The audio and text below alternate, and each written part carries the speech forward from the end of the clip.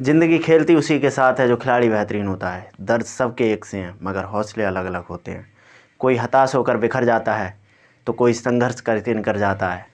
चलिए दोस्तों, इसी मोटिवेशन के साथ मैं अजीत आप सभी का स्वागत करता हूं ज्ञान एकेडमी पर।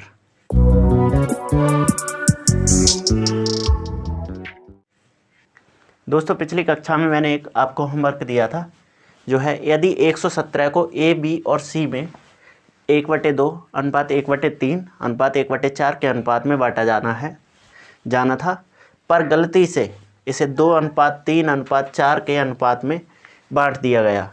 इस प्रकार इसमें किसको सर्वाधिक लाभ प्राप्त हुआ और कितना। एक क्वेश्चन आपसे बोल रहा है, कोई धनराशि है जो ए, बी और सी में बांटी जानी है। किसमें? ए, बी और सी। क्या बांटा जाना था? 1:2 अनुपात ये बांटा जाना था। 1/2 अनुपात 1/3 अनुपात 1/4। इसको सिंपल कर लेंगे पहले हम। इसका एलसीएम आएगा 12। आप चाहें तो जो तरीका है उससे निकाल के देख सकते हैं एलसीएम। जब मैं एचसीएफ एलसीएम पढ़ाऊँगा तब मैं इसकी सिंपल ट्रिक आपको बता दूंगा। और मैंने बताया जो भी एलसीएम आता है उसका मल्टीप्लाई कर देते हैं रेशो से। 1/3 गुणा 12 रेशो 1/4 गुणा 12। तो क्या है? 2 छक 12, 3 चौक 12, 4 तियाँ 12। तो ये रेशो क्या आ गया इसका ये रेशो आ गया 6। चलो इसे रफ कर लेते हैं क्योंकि अब इसी का काम है।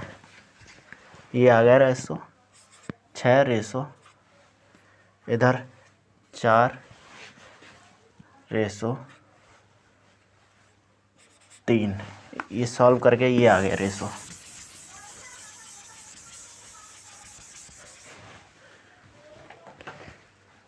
जो कि सही वाला रेशो था, पर गलती से इसे किस में बांट दिया गया है? 2:3:4। गलत। ये गलत वाला है और ये सही वाला है। ठीक है, 2:3:4 के अनुपात में बांट दिया गया। हम सभी जानते हैं कोई पैसा बांटा गया, चाहे गलती से बांटा गया हो चाहे सही तरीके से, पर जितना बांटा गया वो पैसा तो बराबर ही होगा। तो देख लें क्या ये अनुपात भी बराबर हैं। इधर है, ये है 4 और 3 7 और 2 9, और इधर क्या है? 4 और 3 7 और 6 13। ये तो अलग अलग है, जबकि इसे बराबर होना चाहिए। उसके लिए क्या करते हैं, इसका इन दोनों का एलसीएम ले लेंगे। एलसीएम इसका आएगा 13 9 117।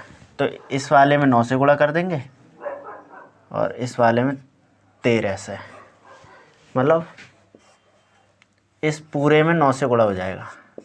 ठीक है, और इसमें 13 से गुणा हो जाएगा।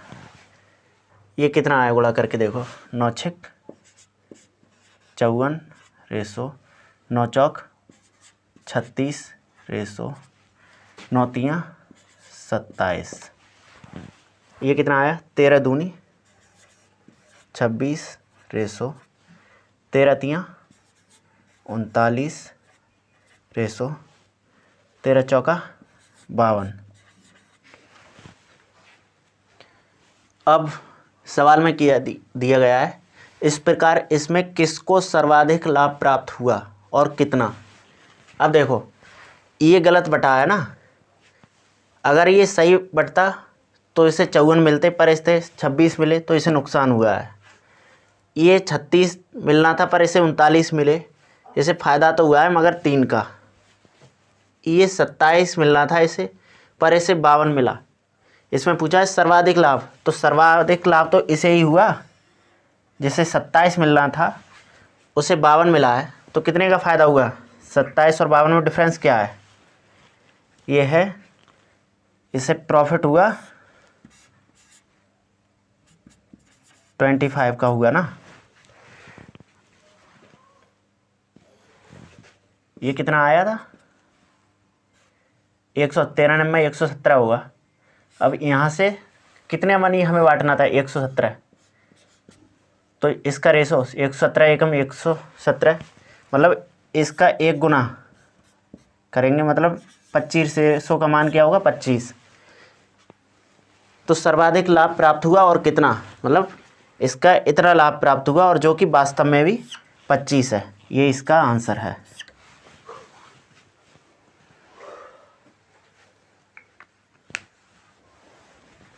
चलिए स्टूडेंट्स, बढ़ते हैं अगले क्वेश्चन की तरफ। दो संख्याएं 2 और 3 के अनुपात में हैं, यदि उनका योगफल 240 हो तो उनका अंतर कितना होगा? दो संख्याएं मान लेते हैं ए और बी, किस अनुपात में है? 2:3 के अनुपात में है, और इनका योगफल, इनका अनुपाती योग कितना होगा? 5 होगा ना। योगफल कितना है, मतलब ये 5 240 के बराबर होगा। तो ये 240 इसका कितना गुना है?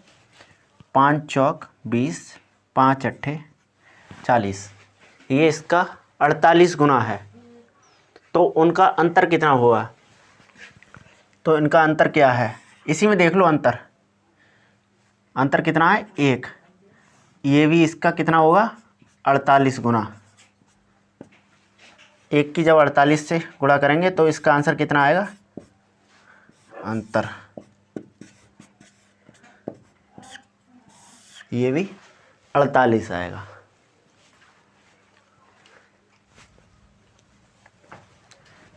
चलिए दोस्तों, बढ़ते हैं एक नए कॉन्सेप्ट की तरफ। कॉन्सेप्ट है, जब किन्हीं संबंधों का संबंध इस प्रकार हो कि a प्लस b बराबर c। तो माना a का रेशो है p रेशो q, और दोनों में b जोड़ा जाता है, और c का रेशो है r रेशो s। ये एक बार ये कॉन्सेप्ट आप समझ लो। इससे संबंधित जो सवाल होते हैं, इसे समझने के बाद वो 1 लाइनर क्वेश्चन की तरह हो जाएंगे बिल्कुल। ये 4 तरह से होता है। जैसे मान लो कोई रेशो दिया गया है a रेशो b, और इसमें x घटाया जाता है दोनों में से, और घटाने के बाद c रेशो d बन जाता है। तो ये क्या, इसका सॉल्यूशन बाद में होगा। तो ये पहले करेंगे AD, इसकी मल्टीप्लाई करेंगे, माइनस BC, इसकी मल्टीप्लाई, जहाँ मतलब कुछ भी हो, रेशो में माइनस कुछ नहीं होता है, क्योंकि ये रेशो है, इसमें नेगेटिव पॉजिटिव मैटर नहीं करता है कुछ भी। और इसका अगर चिन्ह दोनों के एक जैसे हैं तो इधर माइनस होगा, चाहे वो माइनस माइनस हो या प्लस प्लस हो, एक जैसे चिन्ह होने चाहिए। इधर क्या हो जाएगा? CX minus DX। ऐसे ही कोई रेशो A रेशो B है, और इसमें कोई संख्या x जोड़ी जाती है दोनों तरफ, तो रेशो हो जाता है C रेशो D। तो इसे कैसे निकालते हैं? AD माइनस BC बराबर CX माइनस DX। माइनस क्यों? क्योंकि चिन्ह एक जैसे हैं। और अगर कोई रेशो A रेशो B है, और इसमें A में एक संख्या जोड़ी जाती है और B में वही संख्या घटाई जाती है, अगर रेशो फिर C और D हो जाता है, तो इसे निकालते हैं AD माइनस BC बराबर CX प्लस DX। और अगर कोई रेशो A रेशो B है, इसमें x घटाया जाता है और इसमें जोड़ा जाता है, और उसके बाद C रेशो D में संख्या हो जाती है, तो इसे निकालते हैं AD माइनस BC बराबर CX प्लस DX। चलिए इस पे आधारित आप कुछ क्वेश्चन देख लेते हैं। चलिए स्टूडेंट्स, बढ़ते हैं इस क्वेश्चन की तरफ। यदि दो संख्याओं का अनुपात 2:3 है, यदि प्रत्येक संख्या में 4 जोड़ दिया जाए तो उनका अनुपात 5:7 हो जाता है। तदनुसार उन संख्याओं के बीच का अंतर कितना है। हम इसी कॉन्सेप्ट से करने वाले हैं ये सवाल। इसमें क्या दिया है, मान लो कोई दो संख्या a और b हैं, उनका अनुपात कितना है 2:3। यदि प्रत्येक में 4 जोड़ दिया जाता है, ठीक है, +4 +4, तो उनका अनुपात 5:7 हो जाता है।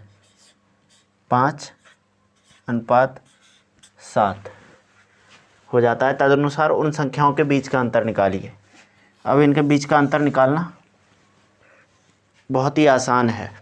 देखो, अब इससे देखो ये कौन से इसमें फंस रहा है ना, a/b 2:3 प्लस प्लस, मतलब दोनों में जोड़ा जा रहा है प्लस प्लस, तो इसका क्या होगा, मैंने बताया AD, मतलब AD, इसका मल्टीप्लाई करेंगे 7 दूनी 14, और इस साइड में तो माइनस ही रहेगा हमेशा बीच में, और 5 तिया 15 बराबर, एक जैसे चिन्ह है तो इस साइड में माइनस रहेगा, 5 चौक 20 माइनस 7 चौक 28, तो ये क्या आया -1 बराबर -8। वैसे रेशो में माइनस का कोई मतलब नहीं होता है, तो 1 बराबर क्या आया 8। अब हमसे क्या पूछा है, उन संख्याओं के बीच का अंतर कितना है। तो संख्या किस रेशो में दी गई थी 2:3 में, तो इनके बीच का अंतर कितना है 1, इनके बीच का अंतर भी 1 है, और 1 का मान कितना है 8, तो अंतर कितना आया 8। तो इस कॉन्सेप्ट की मदद से हम इसे आसानी से सॉल्व कर सकते हैं।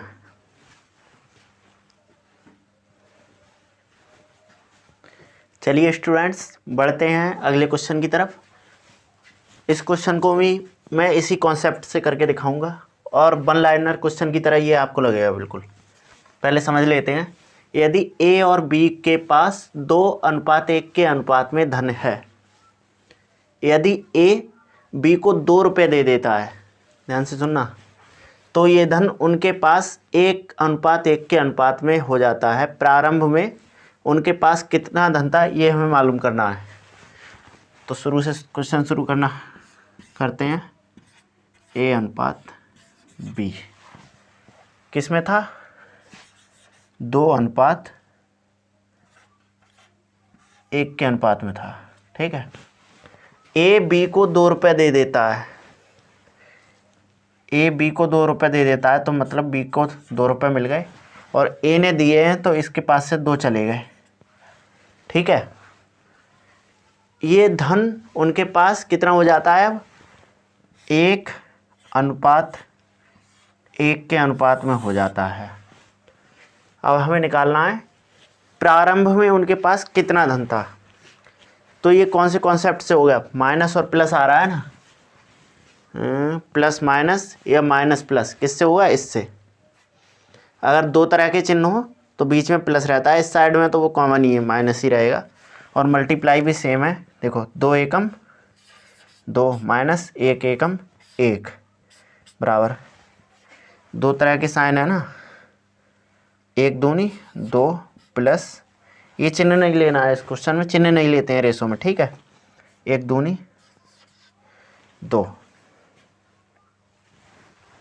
तो इधर 1 में से 1 गया, 2 में से 1 गया, 1 बराबर 4, मतलब 1 रेशो की वैल्यू कितनी है 4 वैल्यू है 1 रेशो की। अब हमसे क्या पूछ रहा है, प्रारंभ में उनके पास कितना धन था। तो प्रारंभ में कितना धन था, इसके पास 2 था, और कितना 1 की वैल्यू इतनी है 4, तो इसका 4 गुना कितना हो गया 8, और इसका 4 गुना कितना हो गया 4। तो a के पास कितना धन था प्रारंभ में, a के पास था 8 रुपये और बी के पास था 4 रुपये। मैं आशा करता हूँ आपको ये क्वेश्चन अच्छे से समझ में आया होगा। अगर ये क्वेश्चन आपको अच्छे से समझ में आ रहे हैं तो आगे बढ़ने से पहले चैनल को सब्सक्राइब कर लें।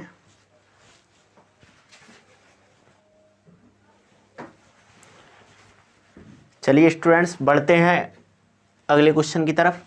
इस क्वेश्चन को भी मैं इसी कॉन्सेप्ट से कराने वाला हूँ और ये इतना बड़ा क्वेश्चन आपको बिल्कुल वन लाइनर क्वेश्चन की तरह लगेगा। पढ़ते हैं क्वेश्चन। बैग P और Q में सिक्कों का अनुपात 4:5 है। यदि 6 सिक्के बैग Q से निकालकर बैग P में डाले जाते हैं तो अब दोनों बैगों में सिक्कों की संख्या बराबर हो जाती है। अब बैग Q में सिक्कों की संख्या बताइए।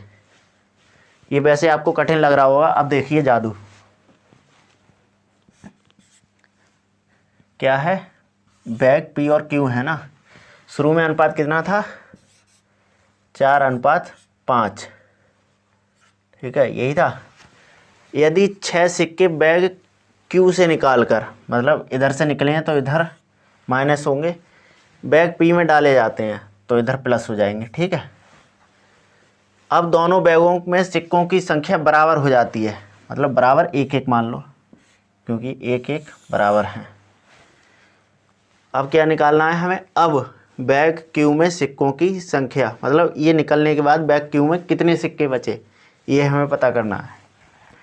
तो इसे क्या, पहले मैंने कहा इसकी मल्टीप्लाई करो, 4 एकम 4 माइनस 1 पंजे 5, और इधर 2 तरह के चिन्ह हैं, माइनस और प्लस, तो यहाँ प्लस आएगा। 2 तरह के चिन्ह, 1 छक 6 प्लस 1 छक 6, और इसका डिफरेंस कितना आया, 1।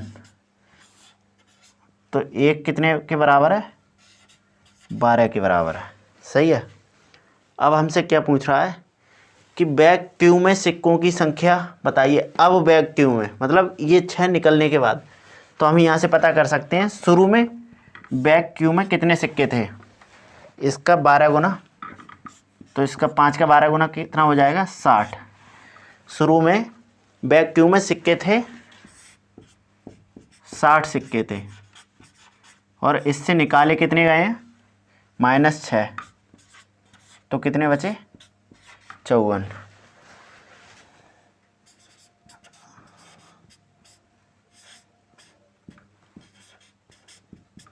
अब बैग Q में सिक्के कितने बचे,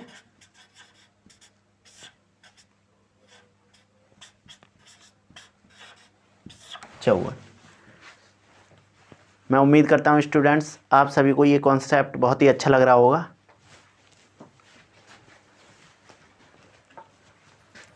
चलिए स्टूडेंट्स, बढ़ते हैं एक और शानदार क्वेश्चन की ओर। क्वेश्चन दिया है, 3 संख्याओं में पहली और दूसरी का अनुपात 8:9 है तथा दूसरी और तीसरी का अनुपात 3:4 है। यदि पहली और तीसरी संख्या का गुणनफल 2400 है तो दूसरी संख्या क्या है। 3 संख्या दी हैं, मान लो पहली संख्या, दूसरी संख्या और तीसरी संख्या। क्या है, पहली और दूसरी संख्या का अनुपात कितना है, 8:9, तथा दूसरी और तीसरी संख्या का अनुपात कितना है, 3:4। 3:4। पहले हमें जैसे मैंने बताया था, अगर बराबर में जो स्थान खाली हो उसके बराबर वाला अंक आ जाता है। इधर कितना आ जाएगा, 9, और इधर आ जाएगा 3 इधर से। तो पहले देख लो इन सभी में क्या कट रहा है, ये 3 इधर 3 इधर 3 3 9, इतना ही कट जाएगा। तो क्या आया, 8:9:12, ये अनुपात आया तीनों संख्याओं का। अब क्या है, यदि पहली और तीसरी संख्या का गुणनफल 2400 है, मतलब पहली संख्या 8 और तीसरी 12। एक चीज़ ध्यान रखना, जब हम रेशो में कंपेयर कराते हैं बिना एक्स के, तो वो केवल सिंगल रेशो के लिए होता है। अगर कहीं गुणनफल हो जाए तो जितनी संख्याओं का गुणनफल होगा उसके साथ में एक कोई कांस्टेंट ले लो, चाहे k ले लो, x ले लो, कुछ भी। अब इसमें क्या बताया है, पहली और तीसरी का गुणनफल। पहली संख्या क्या है 8 और दूसरी क्या है 12। ये x गुणनफल है, इस वजह से ये कांस्टेंट लेना पड़ेगा हमें, क्योंकि हम कंपेयर सिंगल रेशो से करा सकते हैं बिना x के। कितना है 2400।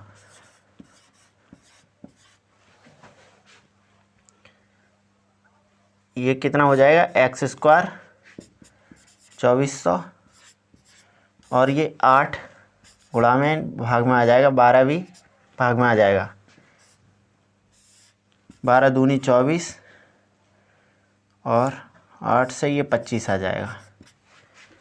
एक्स स्क्वायर बराबर 25, एक्स बराबर कितना आया 5। ये एक्स का मान आ गया, ठीक है।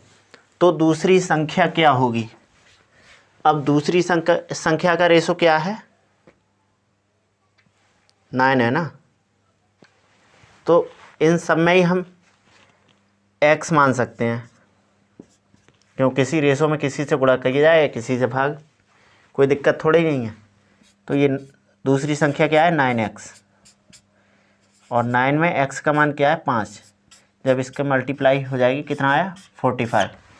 ये इस क्वेश्चन का आंसर है। चलिए स्टूडेंट्स बढ़ते हैं अगले क्वेश्चन की तरफ। क्वेश्चन दिया है किसी राशि को p, q एवं r के बीच 6:19:7 के अनुपात में बांटना है। यदि r अपने हिस्से से 200 q को दे देता है तो p, q तथा r की राशि का अनुपात कितना हो जाता है 3:10:3। तो कुल राशि कितनी है, ठीक है। p, q, r के बीच बांटना है, तो लिख लो ऊपर p, q, r कितना है 6, 19, 7। यदि r अपने हिस्से से 200 दे देता है, किसे दे देता है q को देता है, ठीक है। तो q की तो मौज आ गई भाई, 200 मिल गए इससे फ्री में। और फिर इनका अनुपात क्या हो जाता है 3:10:3।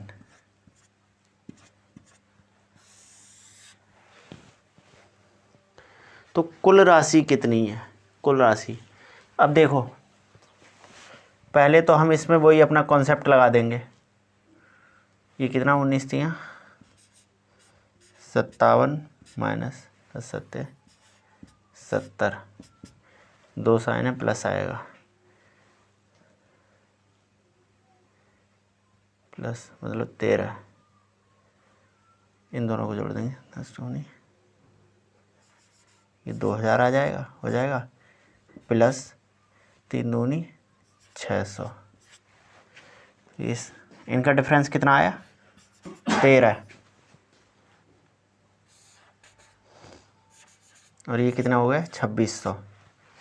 तो एक किसके बराबर है 13 दूनी 26, 200 के बराबर। एक रेशो है 200 के बराबर। हमें निकालना कितना है, तो कुल राशि कितनी होगी। कुल राशि ऊपर से पता चलेगी ना कितनी है, 19 और 7 26 और 6 32 है। एक का मान 200 है तो 32 का मान कितना होगा 32 गुणा 200, 32 दूनी 64 और ये 2 जीरो चिपका दो इसमें, ये इसका आंसर होगा।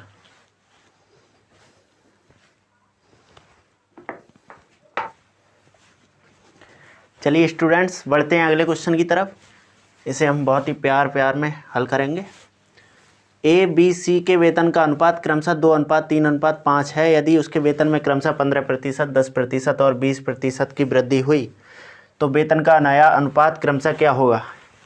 क्या है ए अनुपात बी अनुपात सी। इसका अनुपात क्या है 2:3:5।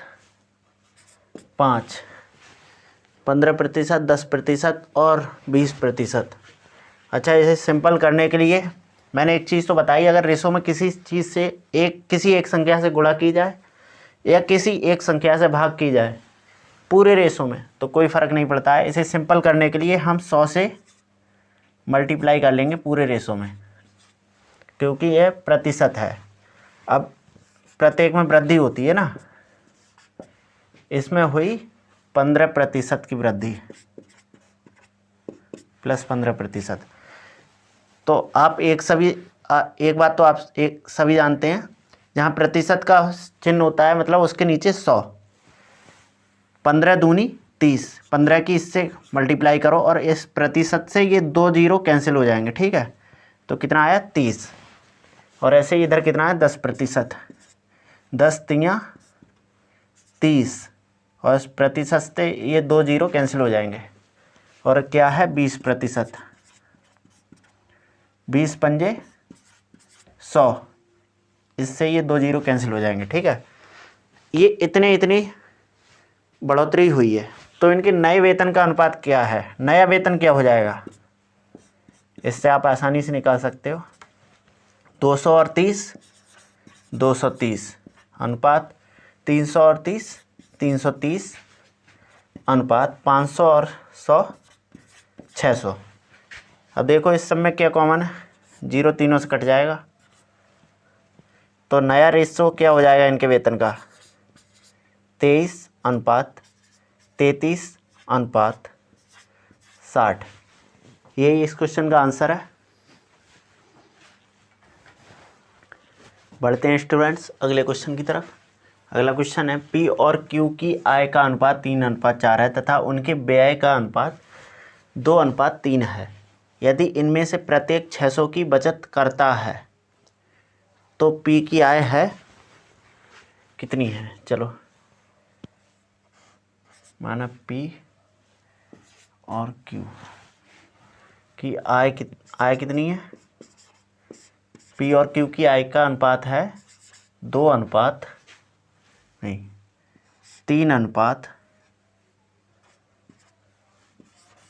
उनके व्यय का अनुपात, व्यय कितना है,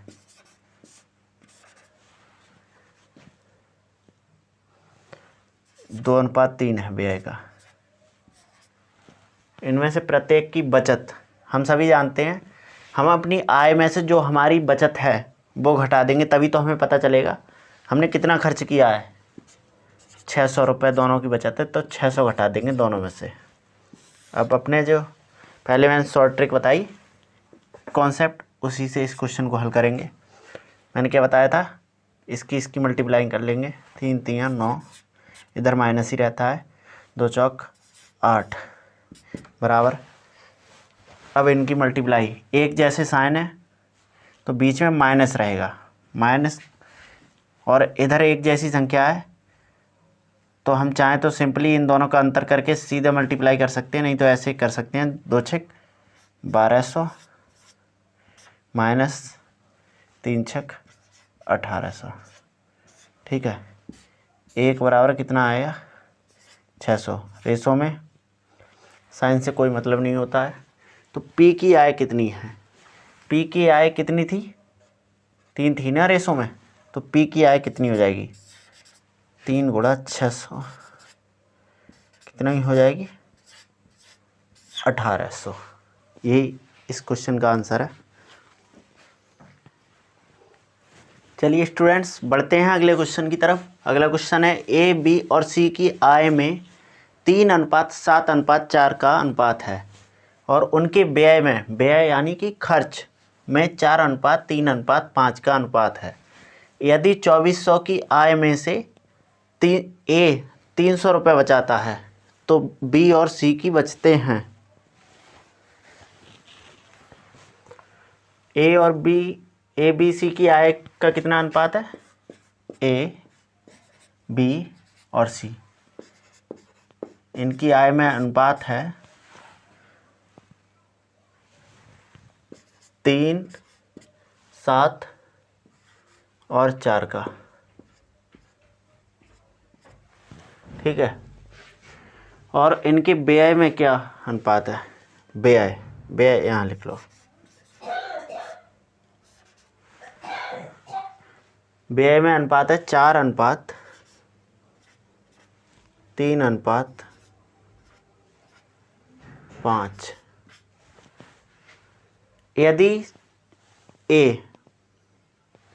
यदि 2400 की आय में से ए 300 बचाता है, ये आय है, ये ए की कितनी है 2400, तो ये कितनी गुना है 3×8=24, 800 गुना हो गई। जब ये 800 है तो ये सब रेशो में, तो ये भी सभी आय 800 गुना होगी। 8×7=5600, ऐसे ये भी 800 गुना हो जाएगी। 8×4=3200। अब क्या बोल रहा है, यदि ए 2400 में से 300 बचाता है, बचत यहाँ लिख लो, ये कितने की बचत करता है 300 की, ठीक है।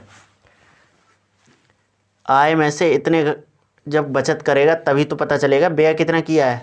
तो कितना किया है इसने 2100, और ये 2100 किसके बराबर है 4 के बराबर होगा, क्योंकि रेशो में आय व्यय को किससे दिखा रहे हैं, ए के 4 से दिखा रहे हैं। अब इससे पता कर लेंगे ये इसके कितने गुना है। 4×5=20, 4×2=8,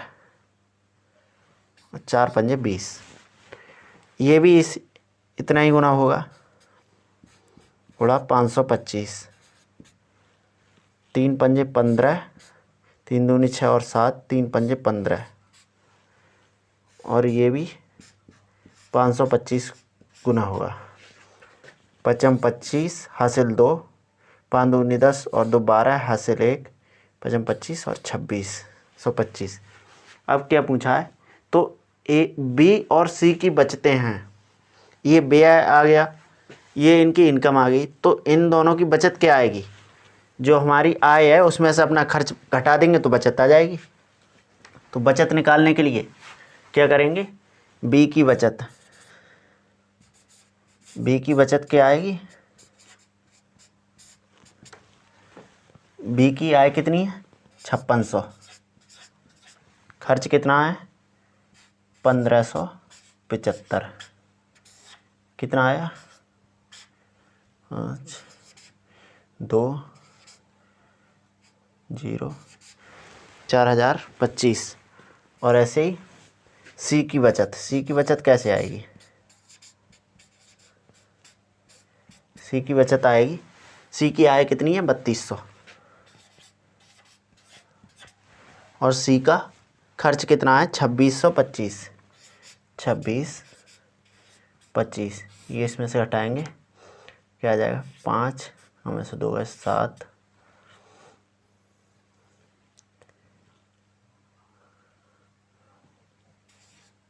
575। तो बी और सी की बचत कितनी आई, बी की बचत आई 4025 और सी की बचत आई 575। यही इस क्वेश्चन का आंसर है। अगला टाइप है कॉइन बेस्ड क्वेश्चंस।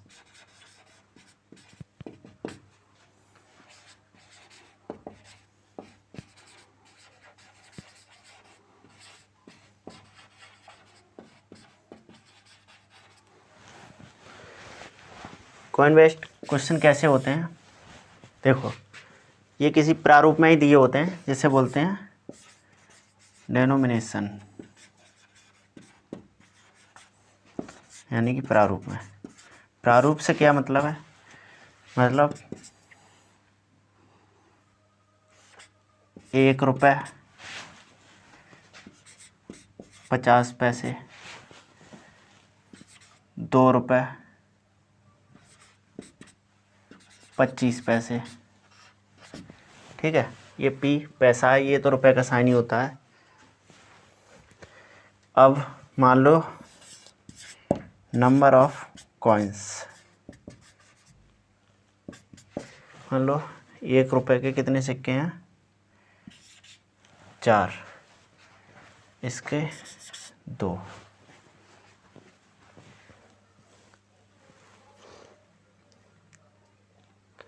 और इसका 1 और इसके 4। तो टोटल वैल्यू कितनी होगी इनकी? वैल्यू कैसे निकालेंगे? वैल्यू कैसे निकालेंगे? एक के 4 सिक्के होंगे, कितने? 4 रुपये हो गए ना। और ऐसे ही 50 पैसे के अगर 2 सिक्के हुए तो कितना? क्योंकि 1 रुपये में 50 पैसे के कितने? 2 सिक्के होते हैं ना। तो ये 2 सिक्कों में कितने हो जाएंगे? 1 रुपये। ठीक है। ऐसे ही 2 रुपये का अगर 1 सिक्का है तो कितने? 2 रुपये। 25 पैसे के अगर 4 सिक्के हों तो कितने रुपए हुए? 1 रुपये।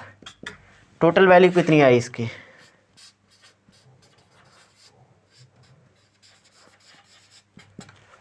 4, 5 और 2 7 और 1 8। ये कैसे निकाली हमने?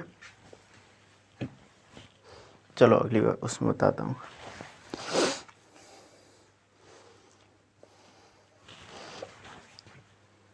चलो आ जाएगा। वैल्यू कैसे निकाली है हमने? ये प्रारूप है, डिनोमिनेशन इसी का तो मल्टीप्लाई कर दिया है इससे। जितने ये कॉइन होते हैं 1 रुपये में, उस आधार पर किससे? नंबर ऑफ कॉइन्स से। अभी इस पर हम कुछ क्वेश्चन करेंगे इसके।